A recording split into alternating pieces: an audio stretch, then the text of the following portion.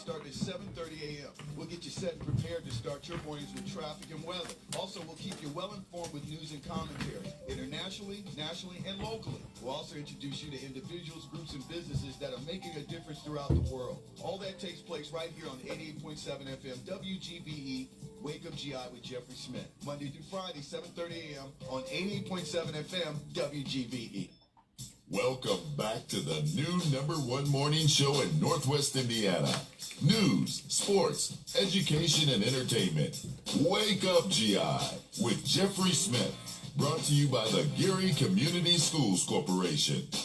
All right, everybody. Oh, my goodness, my levels. All right, everybody, we're back. It is a wonderful, wonderful Tuesday. It's August 11, 2026. And this is Wake Up GI with Jeffrey Smith. As promised, our lovely guest, Miss Francine Birgan, is in studio, and she's going through a moment right now because she's got a lot of stuff. I mean, well, listen, she used to be here not too long ago, so we're going to find out about that. But the reason she's here is because she's about to be an awesome speaker down in my old stomping ground, down in the ATL, and so we're going to find out what all that's about. And also, you know how we do when we get on the show, we're going to find out her origin story, as we like to call it, and exactly what brought her full circle right back to these wonderful studios of WGVE 88.7 FM. So with that being said, let's go ahead and get it going on a wonderful Tuesday morning. And with that, I'd say good morning. Good morning, good morning, good morning. Oh, look at you. Nice little voice to start the radio off. Yeah, I wonder why. Well, let me tell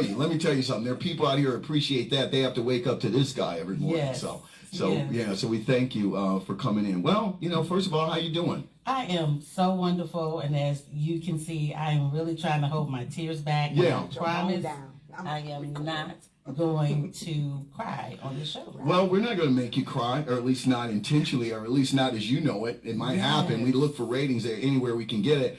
But let me tell you, tell us a little bit about your origin story, because you are a Geary girl. And you're out here doing great things. We're going to get to that in a little bit. But go ahead and tell me your background and where you grew up, where you went to school, and all that good stuff. Yes, so L-Dub in the building, black and gold, all right, real black and gold. Well, wait a minute. Come on. I know the building is kind of unoccupied as it speaks, and we kind of out of sight, out of mind. But come on, black and gold, Roosevelt here. I'm the last man standing.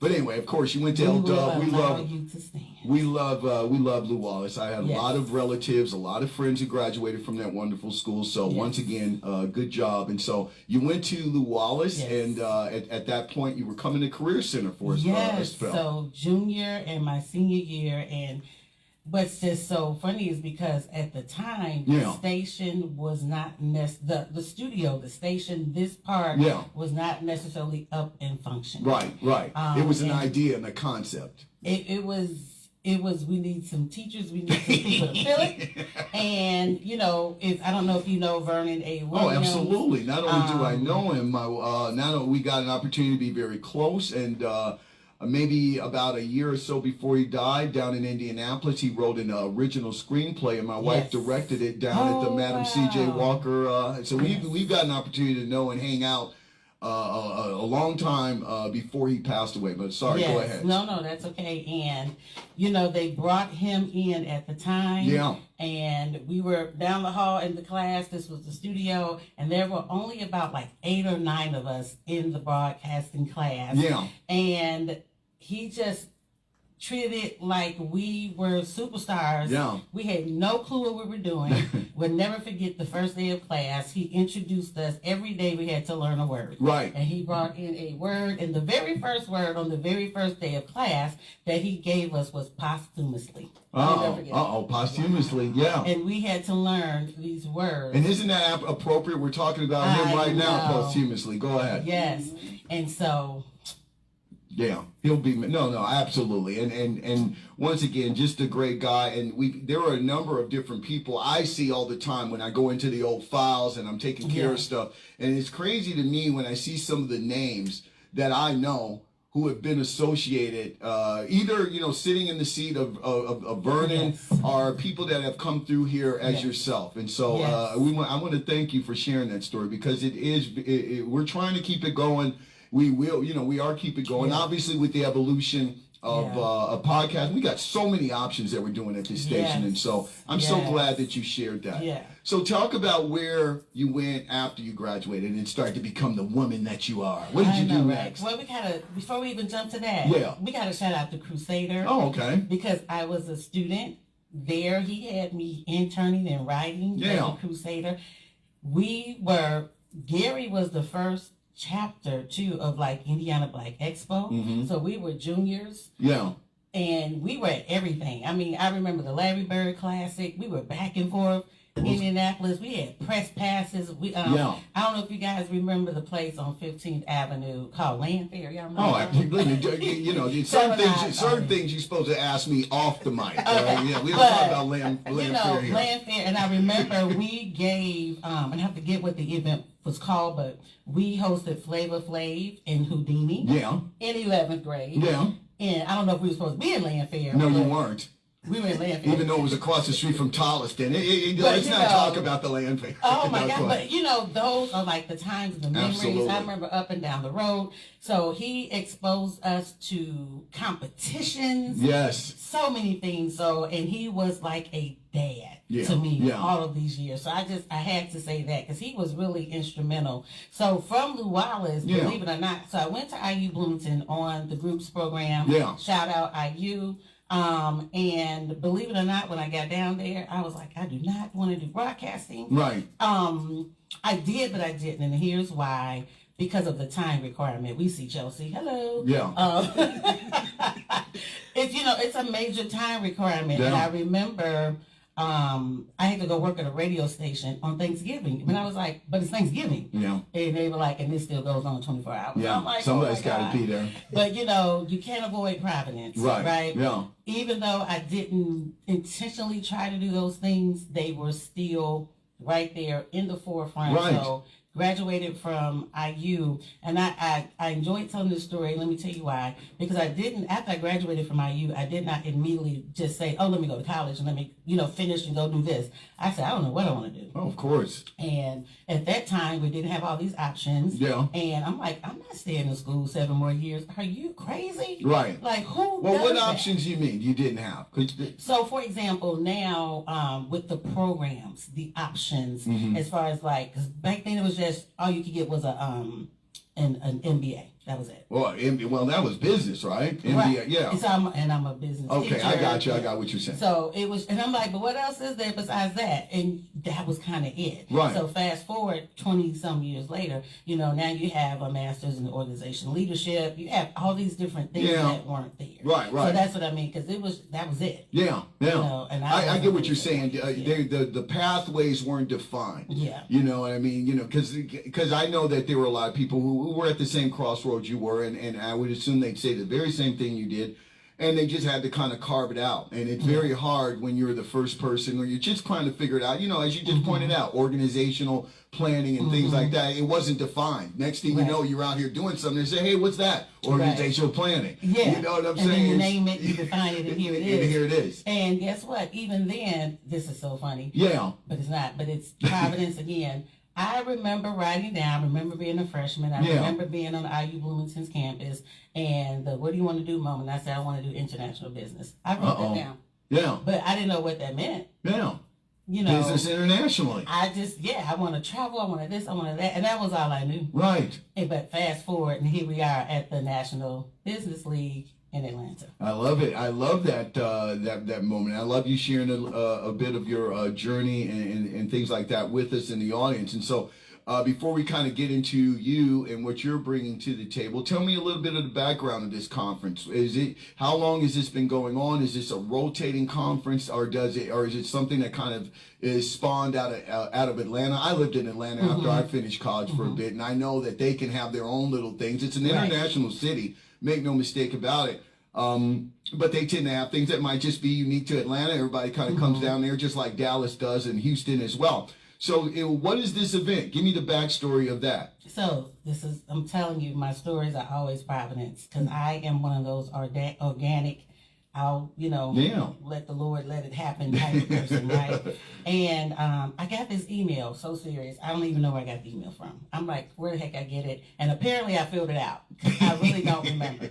And I get this email that says, you've been selected out of 643 applications to be a national speaker at the National Business League. And Nice. I said, what? Nice. And like you, I said, well, who are they? Yeah. I really did. Right. Just total transparency, because I had not heard of them. Right. I did. And then nowadays with the spam and all that, you're just like, I thought it was spam. Yeah. So glad I didn't throw it away, because I thought it was Yeah, spam. yeah. So I looked at it, I read it, and so I said, well, now let me Google the National Business League, because I'm like, where did this come from? Right. How did they find me? And I was just clueless, seriously. Right. So I started digging, and I'm reading about the oldest, check it out now. I'm listening. The oldest Black and largest business organization in America. Okay. Nice. How do we not know that? And I Yeah. was like wondering, what did I miss in Black History class? So I'm like, okay. And Yeah. I'm reading, and here I am looking at Booker T. Washington. Oh. And I said,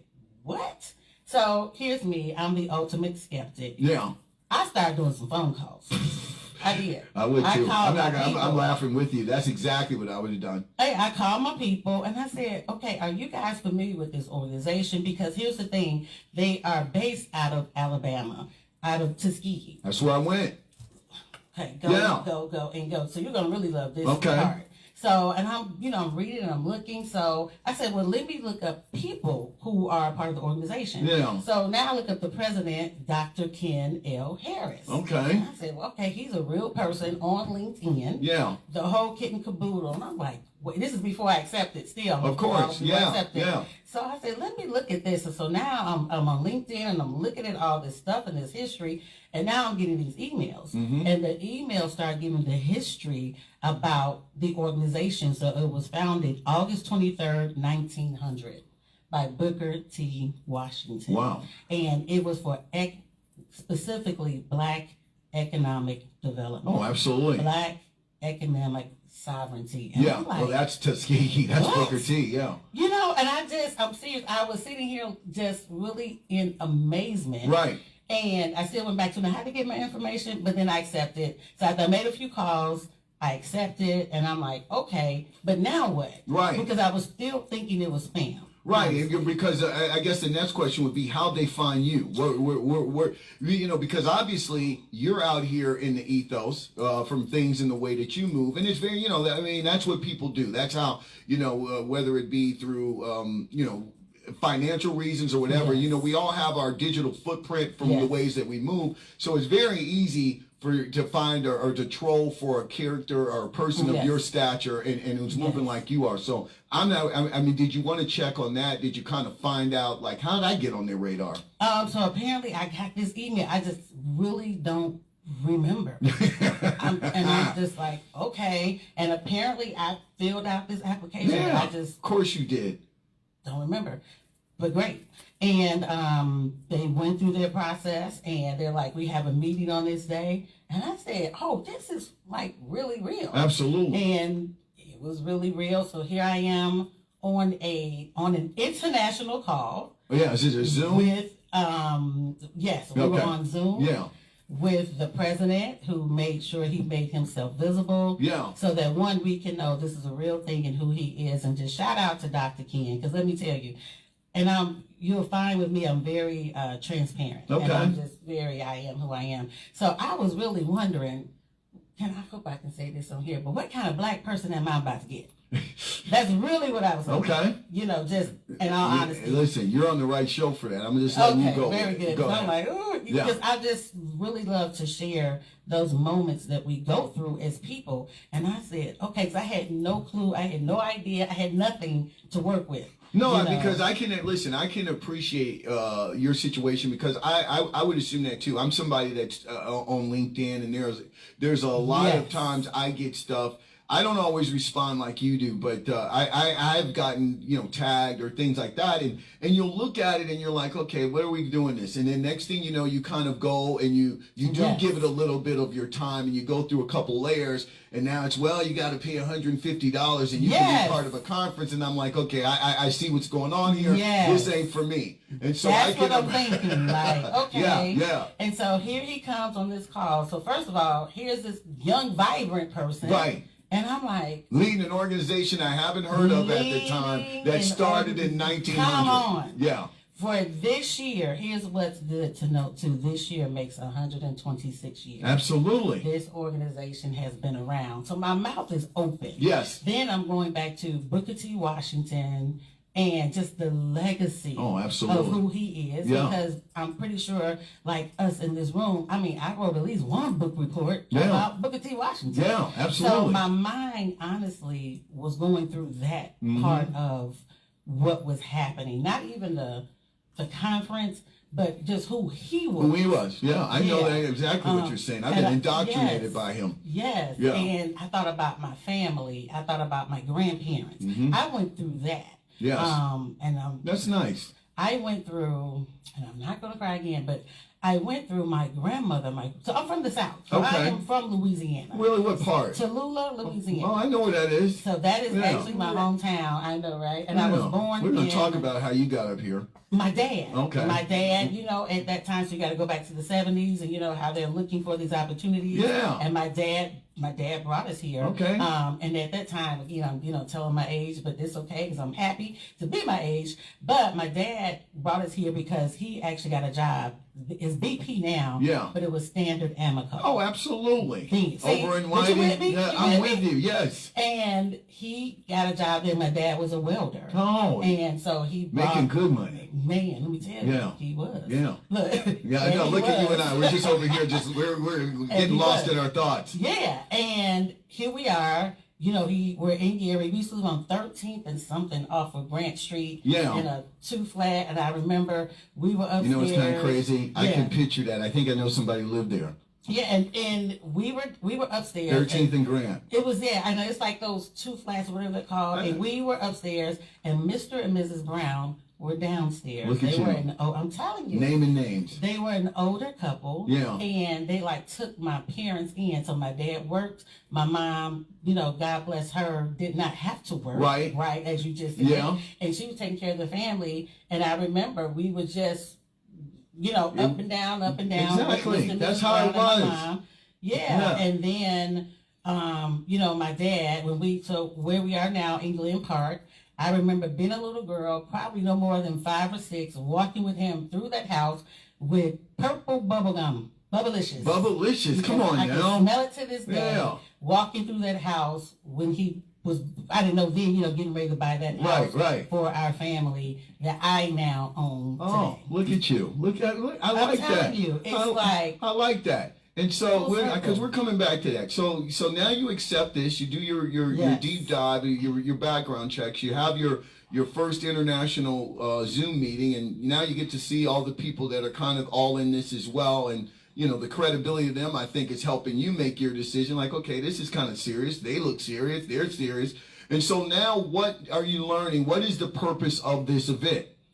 So the purpose of the event is simply, and I'm going to keep it very, bring together Black business so that we can learn how to, work together, how to collaborate, and how to have economic sovereignty so that we can depend on each other for business, for growth, for capital, for governance. This year was even more special because of AI. Yeah. And there was this special focus on AI because of where we are going. And where AI is. Yes. And so this year is the year of AI. And I'm like, what?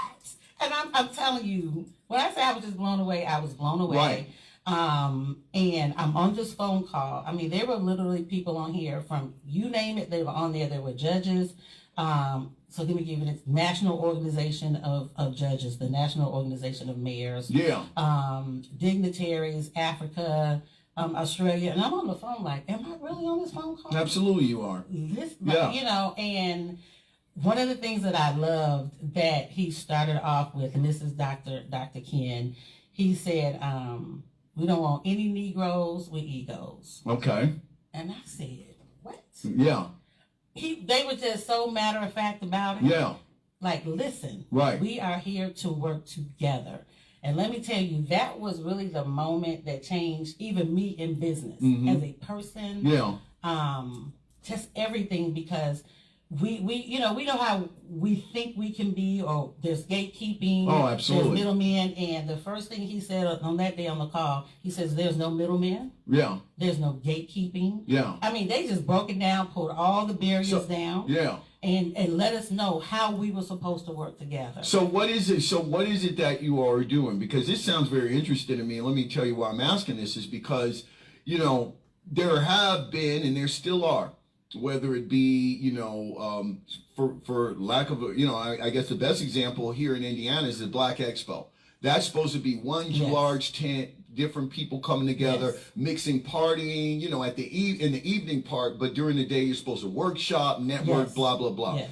Then you have specific ones. Your girl sitting over there can attest to that, like a Black Women's Expo or things like that, in which you have very professional women from all walks of life, different places that are coming to talk about not only business issues, networking, maybe socioeconomic and some things going on in the community, but there are different things that are going on all over. I like this kind of very broad Big Ten idea about, hey, let's just figure out how Black businesses can work together, because I think, and this is just my opinion in it all, is that there is we can talk off the mic, but there's kind of a fundamental flaw in sometimes the B2B kind of dealings with black businesses. And if you don't believe me or you don't believe that theory, you don't have to look any further than ground zero and go to predominantly Black towns that struggle to have businesses that are providing the goods and services that the community needs, yet the people out there would drive a couple of towns over to go somewhere else other than trust that. And so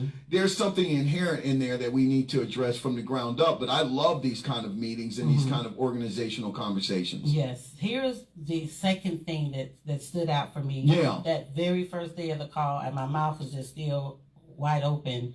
One of the differences with this conference, like you said, you have the Women's Black Expo, you have Indiana Black Expo, by the way, which I was the first president of the Gary chapter. Good for you. You just told, I like that. So, shameless plug. Well, why not? I'm plugging myself all the time. Right. And so Dr. Harris began to talk to us on this phone about, okay, goal number one. We're bringing you guys here. First, we were selected. You're the best out of the best. Yes. So I'm on the phone and I'm like, this, because you don't really hear this positive reinforcement sometimes in business. I love it. Especially with us among us. You know what I mean? Yeah. So I'm listening to that. We were being treated like royalty. So I was just like, this can't be real. Can't be real. But this is the thing. This is the second thing. He said on that phone, and I'm not ever going to forget it, and I heard him loud and clear. He said, the purpose of this conference is for us to bring you all here because we want to make you millionaires. Oh. I said, what? Yeah. He, so matter of fact, didn't blink, didn't this, because we've got to do better with supporting each other. We have to do better with our networking, and we're bringing you here in front of the nation. This is on the call. Yeah. We're bringing you here in front of the nation because we need you to leave with contracts, we need you to leave with clients, and we need you to leave with money. I was like, well, I'm here. Jesus. Because I'm serious. It was very point blank. Well, you're at Tuskegee, there was no stammering, there was no stuttering, it was boom, boom. And I said, well, gosh, dog. I like it. And I just will never forget that moment. Yeah. In my life. It wasn't like you said, there was no gatekeeper, there's no, what we're helping for, it was no. Yeah. You're coming to Atlanta, Georgia, because we need you to meet this person. So we have a lot of very exclusive events that are just for us, that are not even for the public. No, of course, it should be like that. And I was like, so where we gotta be and what time? And all these different You're going to have things. a lot of working meetings and workshops and things of that nature. Yeah, I like it. When is this?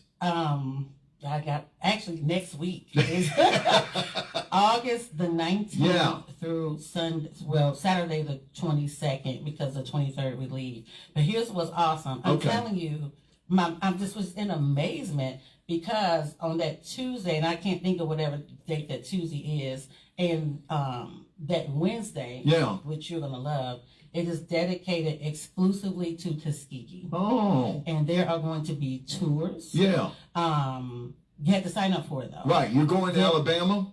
That is a part of, I can't make that one. Okay. That part of it. Yeah, it's not that far. But, there is a whole day carved out to go to the campus, to go to everything Tuskegee. The Tuskegee Airmen are going to be there. Nice. And I'm just like, I'm still like, what? Pinching myself, like, are you serious?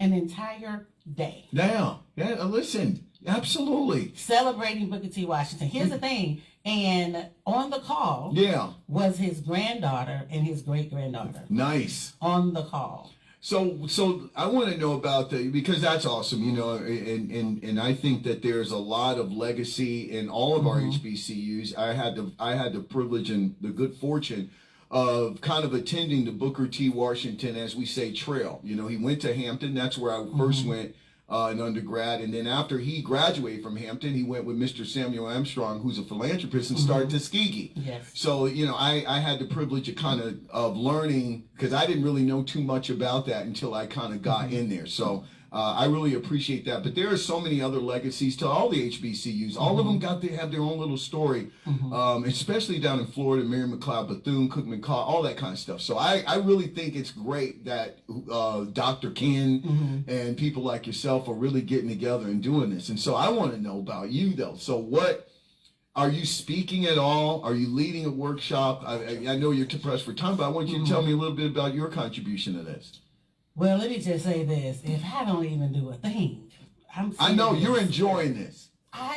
You're learning, you're absorbing, you're soaking it all in. Yes. However, I was selected to give a workshop, and they're still working out some details for everybody. But my actual workshop is from doubt to determination in the world of AI. I like that. Why? Because I knew everybody. I'm not an AI specialist. You know, that's not my wheelhouse. But here's what my wheelhouse is. My wheelhouse is people. Yeah. And I stayed in my wheelhouse, and I stayed in my niche of, I don't care how much AI you have. I just earned my doctorate last year in 2025. Congratulations. Right? And this goes with my Why story. don't you tell me, when you go out here and earn a doctorate, I believe in titles. That's fickle. Okay. I'm fickle like that. So, you know, I'm going to give you your... But that's okay. I'm not. So, okay. All right. Go ahead. It's okay. But even I remember being in my cohort, and it was only like 16 of us. Oh, only 16. And that's not a cohort. That's a gang. Our small class. Yeah. But I was the only one that focused on people. Yeah. And I remember, you know, like... What's your PhD in? Organization development. Okay, go ahead. Yeah. And I remember my cohort mates kind of like, well, that's all you're doing? And I talked about people in education. Yeah. Because, you know, they didn't realize I had been in corporate. I used to work for the #1 rental car company in the world as a level 3 corporate person. And I'm like, listen, I've been there, done that. I'm in my heart and my passion. Right. But I remember this like getting picked on because I wasn't doing this. And I'm like, I'm going to stick to what I know I'm supposed to do. You did the right thing. So even in this conference, so apparently when I filled out this application that I remember filling out, I talked about people. And I talked about in the world of AI, we as people are still extraordinary. Yeah. That is my... I like that. No. Because we still have to remind people that in the world of AI, you know, we got Chat GPT, all these things, and you can just type and go in. But however, you still need the uniqueness and what people bring to the table. And that's what I'm going to be talking about. Don't lose your uniqueness. So I have a framework that I created. I have 9 bullets. Yeah. That, you know, I'm going to cover. Yeah. And, you know, one of them is even discernment. You know, even though we have AI cannot discern some things for you. You know what? I'm so glad to hear you say that. I mean, and most of the audience knows for almost 20 years, I've had a running, I don't know if it's a joke or it's a running phrase that the robots are coming, because I know they are. As a matter of fact, how do I know? Because I've had secret dealings with them in which they know that I'm willing to be a worthy slave, but all the while I'll be working for the resistance in the underground. But the robots are coming. But my point is, as we talk about AI and this whole new kind of revelation that it's here, is I like what you just said, and I would say to your former cohort mates about organization, things like that, that the capital in that is human beings. And so, and nowadays, with anything, you know, with AI kind of sweeping around, you have to be deliberate. These conversations, it's almost like, and I'm a little bit of a geek, I'm not quite a nerd yet, but I am a geek. I'm not a dork or a dweeb, but I'm a geek. So I'm a sci-fi. So excuse my sci-fi references. That's okay. But what I would say is this is kind of how it started in the Terminator world, where you have to have these conversations about keeping human beings involved and keeping human beings in the equation. Because with the kids coming up, AI is becoming a lot more prevalent in their lives, and we're already seeing how humans are evolving by looking at our 20-something and our 30-something-year-old kids who've grown up with social media. We know about the development emotionally and the detachment that they have because they have had a phone or a computer their entire life, while you and I had to talk to each other. We had to play. We had to do those kind of things. And so I love what you're saying. You have to keep that human component out here. We've got to keep it front of mind because it's very tempting. It's easy to just go out here and, well, I don't need that whole group of people. I can kind of get this done on my own. I'll come up and I'll just make a presentation. They'll get it, go back to their offices. But when you go out here and have these conversations and get human input, it keeps this fresh and it keeps the robots at bay. You need people, because who's still going to program the Chat GPT? Who still has to make a robot? And we cannot forget that regardless of what you do, you need people. Yeah. And human capital is still the biggest asset. You and I say that. There are people out here that are pushing against that. I know. But when I looked at the conference, the roster, and who was accepted, etc., if I'm not mistaken, I believe out of us who were chosen and selected, I was the only person that talked about the human asset. Well, that's why. And I said, well, I know, okay. That's why you're there. But, but everyone's talking about AI this, and I'm like, yeah, I'm still on very basic, very simple. We got to love people. We have to treat people right. And we have to make sure that people remember. So I wrote a book just for this conference called Beyond the Algorithm. That you're still extraordinary in an AI world. Well, just for this conference. Just for this. So you just wrote a book for the heck. Yes, I did. All right. Well, I love that. First of all, we've been learning a lot, and I know I don't have as much time as I'd like, but I want you to kind of go back quickly and plug yourself, because while you're going to be at this conference, I'm glad you shared that with us. And I know it. Before you leave, I want you to tell people if they can maybe tune into it. Can you buy online tickets and things like? So I want to get into that in a second, but I want you to tell me about you. What are you doing? What's your day job? And where how can we find and follow you? What are you up to? Well, that's a loaded question, so I'm going to keep it really short. My website is www.ethinlead, ETHIN. I saw that. Yeah. So here's the thing. Everybody's like, what? It is a made-up word. That's the first thing. For trademarking purposes. Yes. And it's ethics, integrity, leadership. Oh, it is the first syllable of each word. Right. Because that is what I stand for, ethics, integrity, and leadership all together. Please tell me you're consulting. Yes. Okay. You know I am a consultant, a coach, an author, of course, and somehow I've gotten into publishing, and I don't know how that happened, but I do know how that happened. Yeah. I'm a mom. Chelsea knows this. I am also a Chicago stepping instructor, 20 years. That's how I keep my weight down. So that's a loaded question. I am in ministry. Loaded You question. do a lot. You do a lot. So when do you have time for you? Look every at me. Day. I'm about to turn this into a psych thing. So when do you have time for No, you? I do every day. Yeah. And I shut my phone off. Yeah. I literally decompress. How old are your kids? My son, just one, is 15 years old. Really? He's in 10th grade. Nice. And he's in the stage of mom, like, yep, nope, and leave me alone. Yeah. So he's kind of on autopilot. Yeah, so my feelings are hurt just a little bit, but he's an awesome child. Yeah, he's got a cool mom. He definitely, JJ has a cool mama. And honestly, I am one of those people, I follow purpose.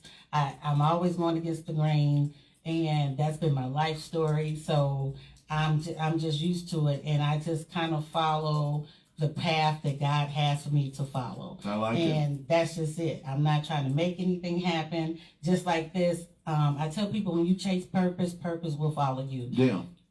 That's it. That's it. And when you're good to people also, I really believe in you reap what you sow. Oh, absolutely. And when you're good to people, it comes back to you. And this event has literally changed my entire life. Yeah. I mean, and I want to share a couple of things really quick. I mean, even to the fact of we're on the phone call, and it was like, okay, is anybody interested in doing business in Africa? Yeah. And so people are answering, they're like, okay, so your phone call is Tuesday. It was like, no, we're trying to, and we might. Okay, no, this is what you need to do Tuesday at 5. Right. Okay, anybody interested in Which doing is secret business? like 9 in the morning or something in Africa, baby. But it was just the openness of Right, it. no, You know, I got it. There was no secrecy. I didn't know about it. It was an open phone call. Okay, who wants to do business over here? Right. And we were making connections with people. But then again, your part, I mean, that's why they picked you. I mean, I would suggest this, and I don't even know Dr. Ken or any of the other people, but that's why I like, and that's the kind of things I look for, is that why get people like yourself and others together to waste their time? So, of course, if we're networking, we're putting all these people, we're literally trying to put people together. So who's interested in Africa? Who wants to be on the continent of Europe and things like that? So I'm not surprised at all when you've introduced us to who you are and why they were looking for you. Of course, this is the kind of stuff that happens. Yeah. It's been, when I just say, so you're talking about farming, I thought about Faith Farms. Ah, Curtis. Yes, because I was a volunteer there, as Chelsea knows, for like 8 years. I can tell you stories about the origin story of Faith Farms. I know. You know, me and Curtis went to school together. So, Yeah. And I was the first director when the I program you started. all went to school together? Yeah. But we're not telling the story. Yeah. So. You saw where I was going with that, because Yeah. I know Curtis. I'm like, yeah, you know I knew Curtis. Look. Yeah, okay. But anyway, go ahead, please. But yeah, so, you know, I'm still a fan of Faith Farm. So there is a farming portion of this conference. And I mean, when I tell you just the conversations, I have just been blown away, because here's the thing. You know, I've done business for like 20 years. Yeah. But this is really another level of business that is opening for me. Right. And I'm grateful for that. Absolutely. And, you know, I was like, man, and it's really the moment, you know, of it all. We received an 85-page packet. I said, what? Yeah. Just to prepare for this conference. So I was telling Chelsea earlier, I was affected by the tornado in Hazel Crest like a couple of weeks ago. Right. So that threw me off a week. But we had all these deadlines to meet. So my head has really been in the sand. Yeah. Because there's like presentations, there's things we have to upload. You know, a lot of schoolwork.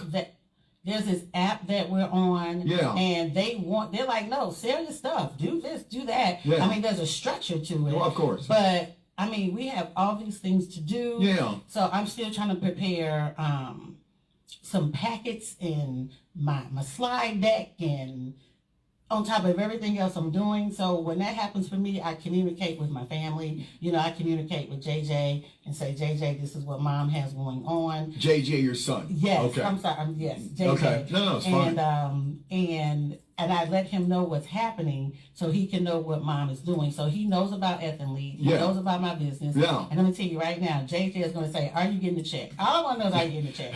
And I'm like, yes, JJ, I'm getting the check. He's like, great. And he may offer to work with me, and he may not. So that's, you know, like kind of where I stand. Well, you know what? Yeah. I think and once again, I hope to get an opportunity to talk to you in the future, because there's also another level to that, because, you know, one of the things that I think conferences like this should also emphasize is something that I can get off on a tangent about, I won't, and that's prosperity. And those are the things that you learn at places like Hampton, Howard, Tuskegee, and some of the HBCUs specifically. And so for JJ, he's in a very cool place right now in his life. You know, a lot of times we talk about what other people and other demographics have. If you have the privilege of having a father or a mother, or maybe both your parents are entrepreneurial, and you can be up close and personal and not only see what mom and dad does, but also see behind the scenes how they're managing it, how they're distributing and buying groceries and bills and taking care of you. See how the sausage is really made outside of just the quote unquote glamorous part of being the business owner. I mean, JJ gets an opportunity to see mom when she's at the kitchen table, or when she's multitasking, doing a couple of other things. It's it's a lesson for him as a sophomore that he will take with him to the next level wherever he goes. Because you were talking about at the beginning of the show, and you were kind of referencing yourself, and you were talking about opportunities and things like that. And this kind of goes to your point about being full circle. Yeah. I often talk about on this show about the Career Center, and I'm going to be very quick about it. But when I was coming up in high school, and we might not be the same. We're somewhere in the same age range. The Career Center was kind of looked at as a place that, hey, we're here to give kids vocational training and things like that. But obviously, because of our parents, because of just the way things were, most people were first generation or had not gone to college. So college bound was the move, right? And then if you didn't go to college, go to the military. Because the military will help you see the world, give you a real discernible skill, and you might still have some cash to go to college. But if you can't do any of those two, go to get a skill at a vocational training school. Well, fast forward all those years, I ended up running into classmates many times, whether I was at college, they'd be in Virginia, or I would come home and I would run into people that were living in Crown Point, building their own homes, starting their starting their families and things like that. And I can tell you 30 years or so later, these are very successful people working on their retirement, things like that. So my point of all this is that, when you want to talk about options, young people have a lot more options right now at their disposal. They can do it all. They can go out here and get the academic education, but they don't have to go into debt, because you can use places like CTE programming at the Career Center and all that, and get yourself a set of skills for free and go out here and start working. Get entry level. Work for a corporation. You're a corporate woman. You know how it is. There's always some merit for getting on-the-job training and working your way up through a corporation. If they need to supplement your education by you taking some classes at the local university, then they'll do that and they'll pay for it. But they want to keep you in-house and train you in their way. So I'm just saying, your son has it made because he has you to kind of draw from. Does that make sense? Thing that I do, but here's the other great thing. Kids are welcome to the conference. I just can't wait to get kids are welcome to the conference. Because that was one of my questions. Well, can I bring my son to know kind of what room I had? They're like, no, bring him and anybody else. They want kids to come. They want them in the environment. Absolutely. They want them in the rooms. I thought that was just phenomenal. That's amazing. And the doors are open. I mean, there's a gala that's taking place. Black tie. Because I was like, I thought about Chelsea and so many others. I was like, you know what, next year, I think I am probably the only one that's like from the Chicago areas, it was only like 3 of us. Right. And me representing, I say Gary, Northwest Indiana. You might be representing the Midwest. Right. Yeah, I know. That's why I'm like, this is huge. But what it really opened up my eyes to was just, again, supporting other Black businesses. Yeah. So I'm like, I got to introduce Chelsea to this platform. You know what I mean? Because I think like next year, Chelsea, we need to be traveling together, going to this conference, and with what she does. And again, but it was just all that mindset of when you're around like-minded people, there's no competition. Now, let me say this. Now, don't get me wrong. There are some people, that's doing a little bit too much to make sure they're getting some. We got some of that. But it is. However, there's like no competition in the sense of I have to do this. I mean, it just blows my mind. Right. And Dr. Ken and his staff and everyone around him, they treat us like royalty. Because you know what that is, and this is what I call what you're experiencing now. When you say I think we need to sometimes look at standards and kind of a level of a healthy form of competition, and then there's just outright competition and hate. Yes. So there is a difference. There's nothing wrong with competition. That is life. If you're doing something, you and I might be on the same team, but if you're kind of raising your game up, I'm not going to sit back here and not want to keep up with you. You're helping me elevate my game and get the best out of me, and I would love to do that same thing to you. And that's good. That's a very good thing. Iron sharpens iron, as it were. But I know what you're talking about. Sometimes when people are just out here trying to hate on you and do and all those kind of things, it's great not to have that going on in the ethos. And so I can appreciate that. Absolutely. You were going to tell me before you left though about how can people watch this online, or how can people access it? I did not. Please forgive me. I did not memorize the link. It's the National Business League. Yeah. If you go there, it comes up. Beautiful website where you first see Booker T. Washington. Yeah. And it says conference. And when you click on conference, you can actually participate online. There's a virtual portion, and it's inexpensive too. Yeah. And then there's the in-person, and I think the in-person is only like $200 and some. Oh. But the virtual I didn't click on, unfortunately, because I Yes. You're not virtually apart. I get it. Sometimes you can't do but everything. there is a virtual session, and again, it is August 19th through the 23rd. Yeah. There's going to be, tours to Tuskegee, the Tuskegee Airmen. The camp is when I looked at the agenda and itinerary, I said, oh my gosh, there are galas taking place. There's summits taking place. Oh, this is the other cool thing. This is so cool. So for this conference, again, with AI, they decided to also call it the Book of AI, right? So all of us who are a part of the conference will be a part of a book that they are going to create that goes to Congress. I like it. Is that not cool? That's very cool. So cool. So that was the other part. So. Well, no. Well, you know what? Once again, Frank, this was an absolute. I really enjoyed you today. And I'll come back anytime. You guys let me. And I'm glad that you got that full circle experience. Yes. I'm glad to be able to accommodate that. As always, I give everybody an opportunity before they leave the show. Give me a quick plug for you. Something that you got going on, website, anything like that. Give me a quick plug. Give them the website, www.ethinlead.com, ethinlead.com. And find out what you're up to. They can find it all right there. All right. Thank you very much, young lady. Congratulations. Thank you Good so job much. and good luck.